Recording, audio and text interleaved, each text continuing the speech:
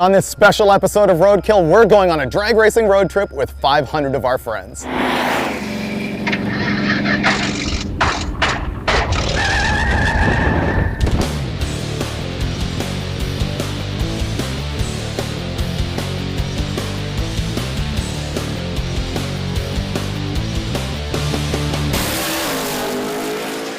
This is Roadkill, which is the show where normally we are out there destroying ourselves for your entertainment. This time, we're gonna force other guys to wreck themselves. It's Hot Rod Drag Week, where we take 180 drag cars, some of them with like 2,500 horsepower. We make them run 5 drag strips in 5 days and drive 1,400 miles. There is major wreckage involved. I don't know why anybody listens to us. I wouldn't have agreed to that. And they're doing it all for a jacket. Suckers. Watch these chumps.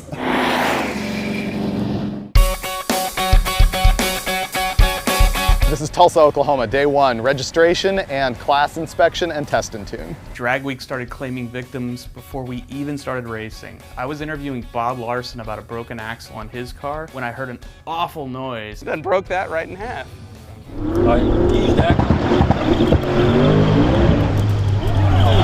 I heard a turbo car spooling up for a launch and then an ugly noise. We ran over to find Doug Klein's Camaro smashed. Luckily, the only thing really damaged was Doug's pride. The sheet metal and front suspension took the brunt of the hit, but he was fine. The cause of the accident was a leaking intercooler reservoir that threw water on the track in front of his rear tires. It cast a small cloud over the event because we really hadn't even started racing yet.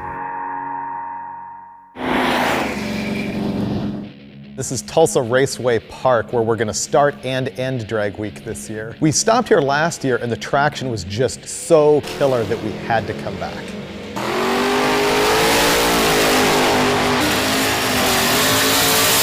Larry Larson has won Drag Week 4 times in his 66 Nova, so he knows what he's doing. It'll be real interesting to see if he can stay ahead of the pack this year.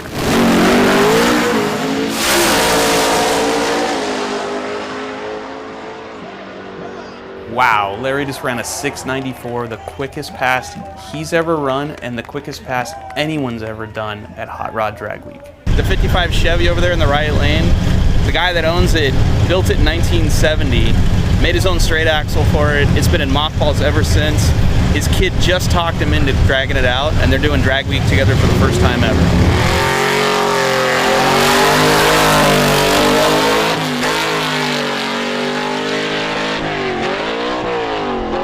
I forgot about that. The one thing his kid asked him to change was the clutch because it's 30 years old. Dad didn't change it. That's what I smell right now. Bye-bye clutch. Todd Mashmeyer has won the modified power adder class before in his 1968 Camaro, and he's back again with Travis Gilpin behind the wheel to defend the title.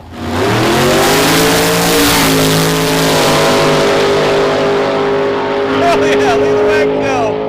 Camaro went 779 at 179. That station wagon just went 837. One turbo.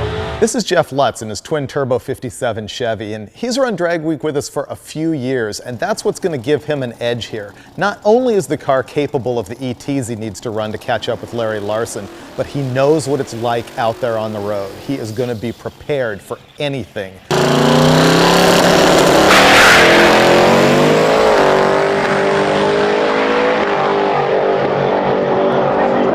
Lutz showed us what he's got with a 716 at 212 miles an hour, the fastest mile an hour we've ever seen at Drag Week. We'll see if he can hold this thing together. Repairs were already underway in the pits as racing came to an end on day 1. We spotted Jeff Lutz getting his welder out of his trailer to help a few other competitors. We're just about to leave. Everybody's tired, hot, hungry when Jeff Lutz fired up his 57 Chevy and heard something he didn't like. Jacked up the car, crawled under it, found a broken torque converter bolt. Doesn't have the bolt, but it's gonna limp it to the next track with 5 out of 6. 5 out of 6 ain't bad. It's 4 p.m. We've been here since about 8 in the morning. This is the mess that happens in the pits afterwards as everybody packs everything they've got to go drag racing into a little trailer. Racing's done, we're heading for Texas. We left Tulsa and headed to the nearest gas station. And wouldn't you know it, after a couple of unlimited racers topped off their tanks, the station ran out of gas. So the wagon's overheating, so they bought a garden sprayer, filled it up full of water. The passenger's gonna pump the thing while they drive, and a little hose is gonna shoot water at the front of their radiator, hopefully to cool it off while they're driving. When that doesn't work, they'll take the hood off, like I told them to.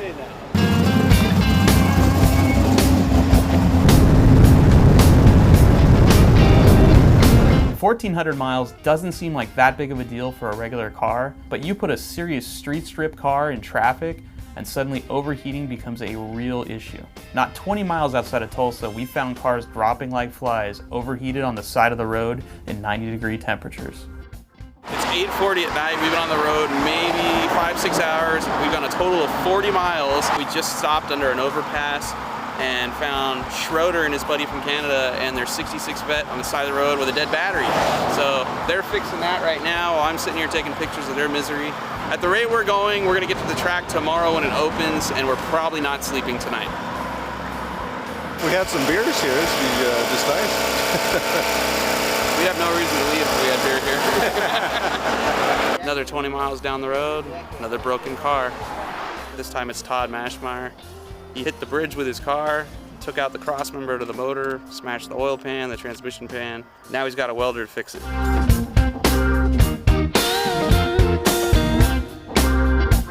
Before the night was over, we caught up with Sean Fink and Brian Macy, who were having a bit of charging system issues with their panel wagon. That's our new alternator. It kind of keeps up until you go slow and then not so good. But hopefully we make it through. And by the way, the hood was off the car.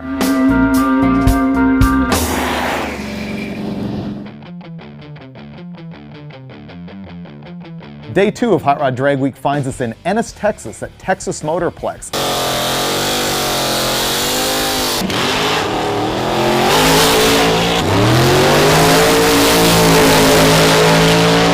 There's a new class this year called Super Street Power Adder, and what's interesting about it is that we make the small blocks and the big blocks run together. Rick Prospero's got this 65 Nova wagon with a turbo big block, and Tim Reed brought back his 79 Pinto that has a turbo LSX GM small block in it. Both of these cars are capable of running 790s. Tim Reed has gone as fast as 8005 here at Drag Week in his 79 Pinto. His goal is to get into the 7s. He is that close. So we came over to give him an interview, and his dad Al is polishing a wheel, and the steering doesn't look great. What's happening? Well, Sunday we broke the did a big wheelie and broke the rack, so it's we've been fighting it the last couple days. You broke the oil pan too, huh? Yeah, broke the oil pan. All right, so I imagine Tim's off trying to get some steering parts? Yeah, he's out O'Reilly's getting a part. Are you guys gonna make another hit on it today? Yeah, we're gonna try to make 2 more hits. The wax job I'm putting on it, it's gonna make it a little slicker, so that ought to get that half a second. Oh yeah, that's like race stickers. That's good for 10 or 20 horsepower right there. Awesome. All right, well, good luck. Hey, thank you, Mike. We'll see you later.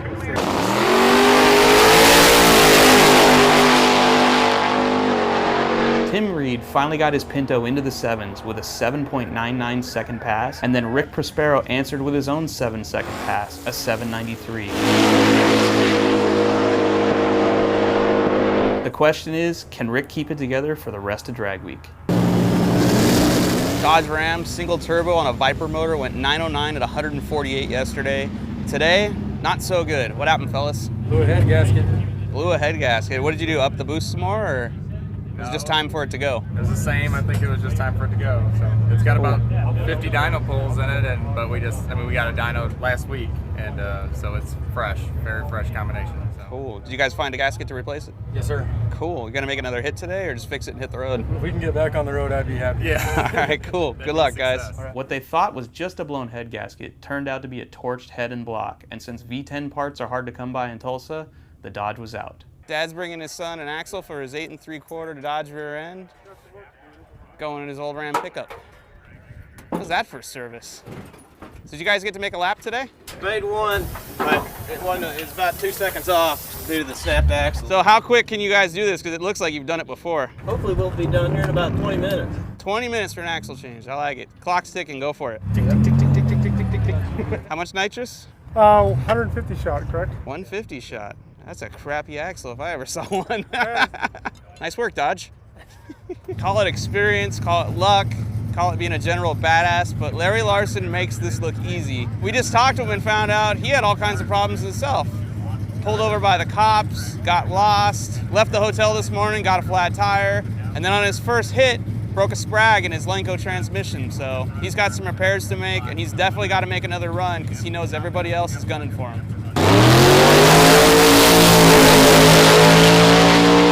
Despite last night's roadside troubles, Mashmeyer's Camaro goes 768 at $181. We're standing here with Todd Mashmeyer and Travis Gilpin after your pretty much epic pass. Last night, this car was strewn out all over the highway like a yard sale. What happened?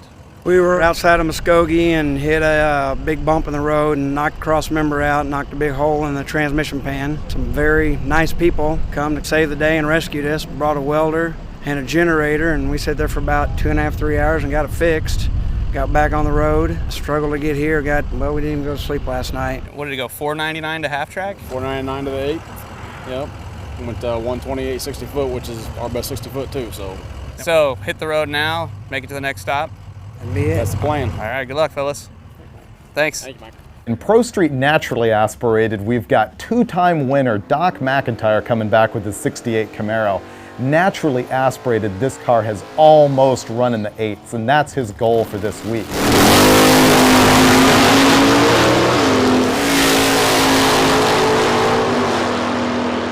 121 in the 8th mile. McIntyre got it flat-footed, goes 892 with a 3, baby. Congratulations, man.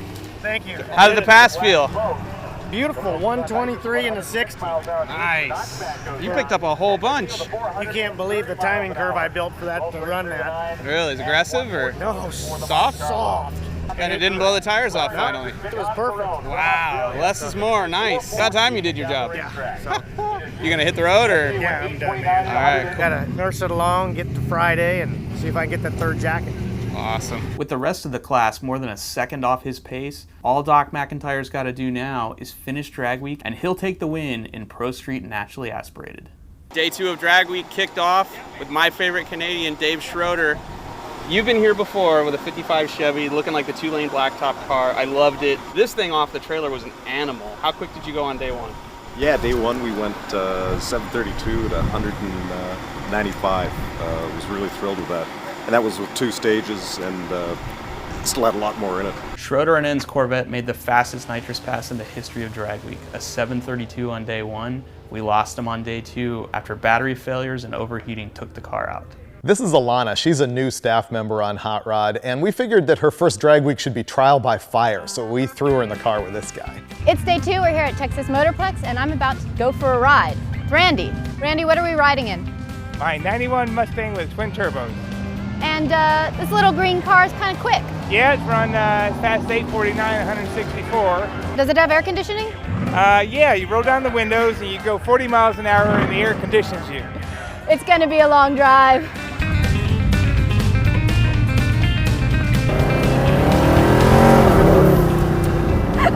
So, We want to go 1182? yeah. Sorry, I just missed the turn. I'm a lousy navigator. My girl can drive faster than you. I'm trying to talk her into marrying me. She's really cool. I'm living in 2-lane blacktop. You know what always upsets me though when I go through most of these school zones? What? There's no kids? Yeah, it's like, okay, show me what I could kill. They're not supposed to kill the kids. That's the whole point of the school zone. People totally frown on that. Kids should be eaten, not burned. We're on the road coming out of Ennis, Texas, the Motorplex, and we spotted this little dinky drag strip that we had to check out. Cedar Creek Dragway, middle of nowhere, Texas. This is America. Today we're cruising with Brian Loans, who's been a friend of mine for a long time, and he runs bangshift.com, but more importantly, he's our announcer for Drag Week. He's a hardcore drag racing historian, so it didn't take much for me to convince him to pull over at this cool old drag strip in the middle of nowhere. It's one of the last, or maybe not the last, it's one of the grassroots outlaw, non-sanctioned drag strips around, and it's been here 50 years. The same guy over here has owned it for 30. And it's just got so much character. I mean, the burnout box is worn deep. The place has been around so long, but it's all concrete and nice wall, nice tree. They're gluing the place, got a nice tower. This is really grassroots drag racing. We wouldn't have Drag Week if it weren't for guys sort of finding their way at little tracks like this. We used to race me and my brother down through here. Back in was when NASCAR was first came in. Okay. Okay, yeah. Now, if a guy would get ahead of you And he'd do it on purpose now. He'd kind of act like he's going to swerve at you, and you slow down, he'd go ahead and win the race. So it was a high-speed game of chicken, essentially. This right here was the original drag strip. You can see the lines on it and such. And this is a new one they put in 1986. The tree was on that concrete block up there. Oh, I see the block. Yeah, look at that. Here, check this out. So this is the center block where the Christmas tree used to slide in. You just drop them in so they can take them out later. That's cool. I think the two guys ran jet dragsters down this thing and went in the threes. That wide. Yeah. Side by side, and this is about as wide as a freeway lane in LA. What could be better than having a junkyard on the side of a drag strip? That's essentially what this guy's got going on here. He's got a big collection of 50s cars and some worthless stuff, but inside, he had a Trans Am, this early Camaro, a Tri-5 Chevy, good stuff. We gotta hit it, on to Louisiana. 1,200 bucks? Get out. That is a 64 5-ish Nova for 1,200 bucks. Or trade. How much is that camera worth?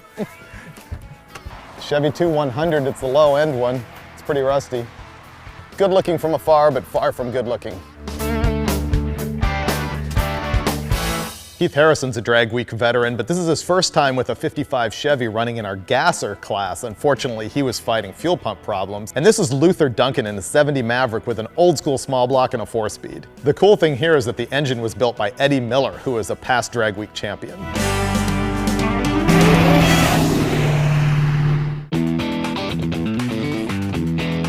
Now we're at Thunder Road in Louisiana. A lot of people thought this was going to be the sketchy track. The groove is really narrow. Guys have been hooking up pretty good. The surprise though is Larry Larson. He just ran like an 850, banging and farting all the way down the track. Sometimes I wonder if he does that for the show. That's what he did yesterday, and then he pulls it off at the last second and puts down a number that keeps him just in the lead. Makes good drama for us.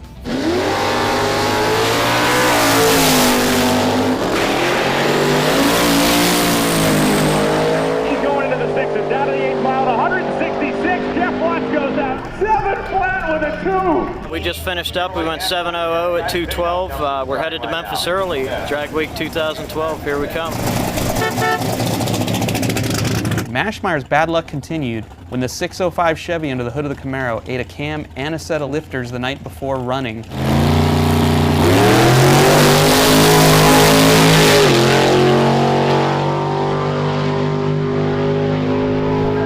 He still went 811 and a $174 in Gilliam. Contrary to popular belief, winning Drag Week is not about averaging the lowest ET in your class, it's about beating the road. Breakdowns are the norm, they're not the exception to the rule. And we're cruising down the road here and just saw Vince and his Firebird laid up here with a bunch of broken valve springs. As per usual, a bunch of other competitors stopped, they're helping them out, they'll get them back on the road. One of the major hurdles at Drag Week is getting everything you need from one track to the next, so guys are hauling little trailers. Eric Yost's team, they built their own trailer. And it's nice, man. This is aluminum, bead rolled, TIG welded. What do we got going on here? Basically, we got everything we need on the trip. If we happen to break anything, got everything to rebuild an entire transmission, converter. Got our pit bike if we need to ride around, cooler full of ice. Keg? Yeah. Nice touch? Yeah. How much do you think you got into this thing? 150 bucks. PT Cruiser axle is all we paid for, and the rest was just scrap that some race teams have donated over the years. I love the wheels. It makes a good hood holder for an overheating car. You can hide from the police inside of here.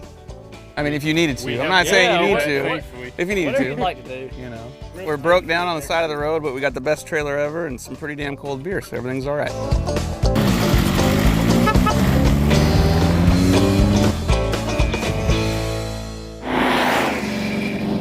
In day 4, we're at Memphis International Raceway.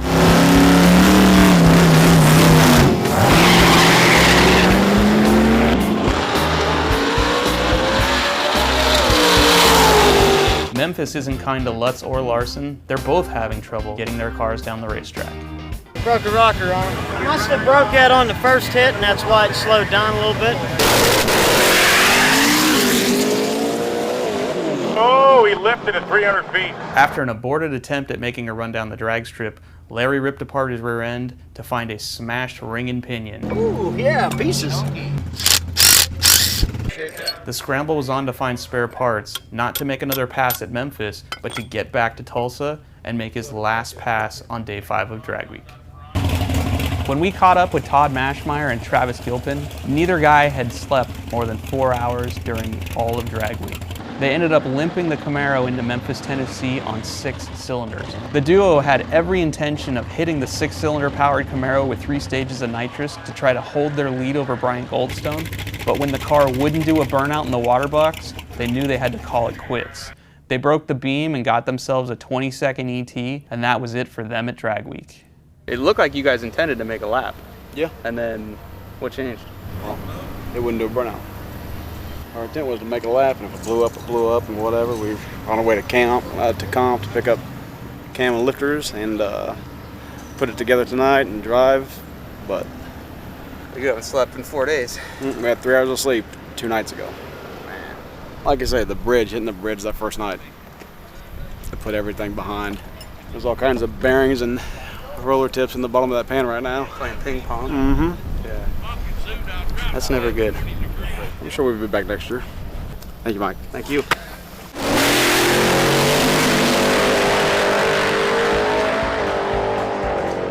Jeff Lutz's 714 pass was enough to give him a 1/100th of a second lead heading back to Tulsa, so I decided to hop in his 57 Chevy and find out what was on his mind as he headed into the home stretch with the lead.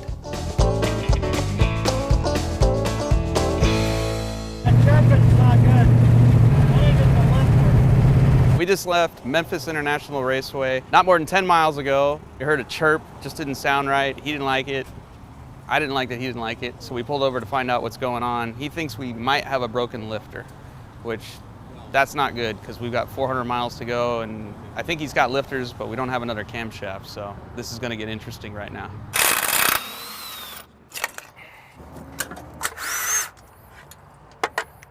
Oh.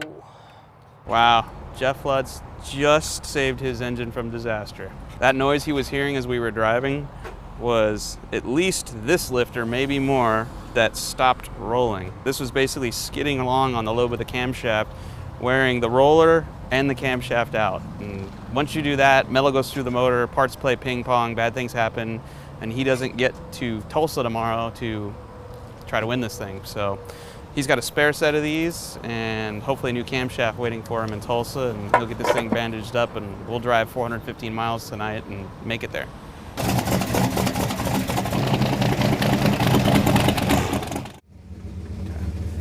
Wow.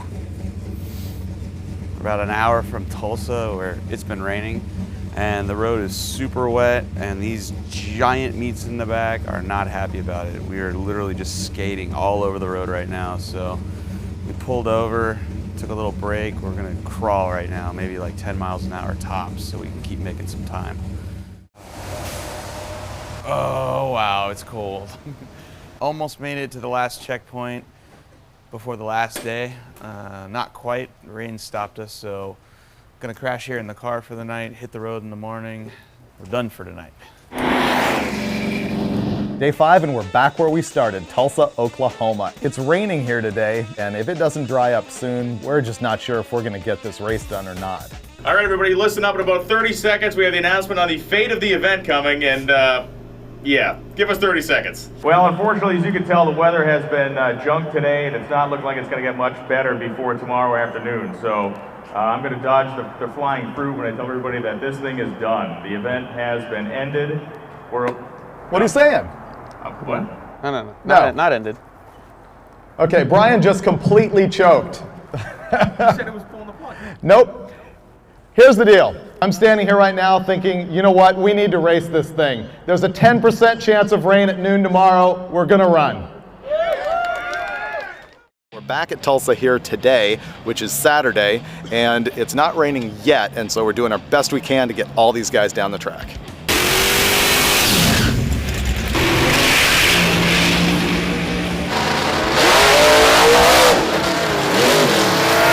Tommy here in his Unlimited Class 57 Chevy found out the hard way there is plenty of traction on that racetrack right now. What happened, Tommy?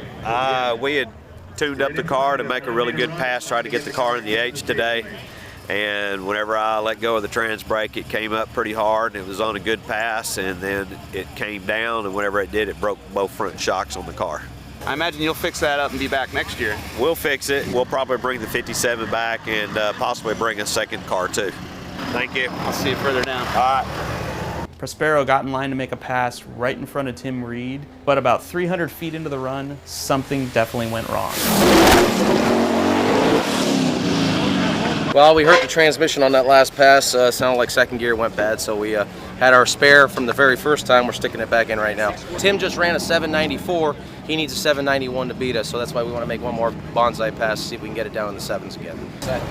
We are less than 1/100th apart right now, so put nitrous on it about an hour ago, and we're going to go out and spray it and see what happens. Prospero pulled off a miracle getting his power glide back together and in the car to make another pass, but he did not go any faster than his previous run. Tim Reed's gamble of adding nitrous to turbos didn't pay off. It ended up blowing the spark out about 500 feet. I'll be back next year. In the end, Larry Larson came from behind to beat Jeff Lutz by less than 1/100th of a second and earned his 5th consecutive Unlimited Class title. His 66 Nova is Hot Rod Magazine's fastest street car in America.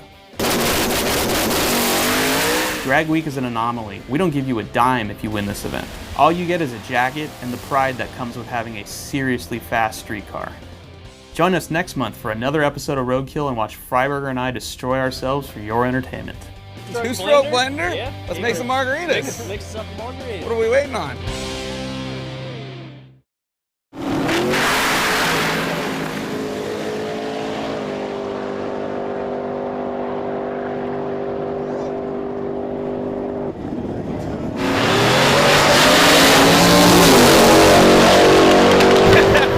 Oh my God, he went into the center lane.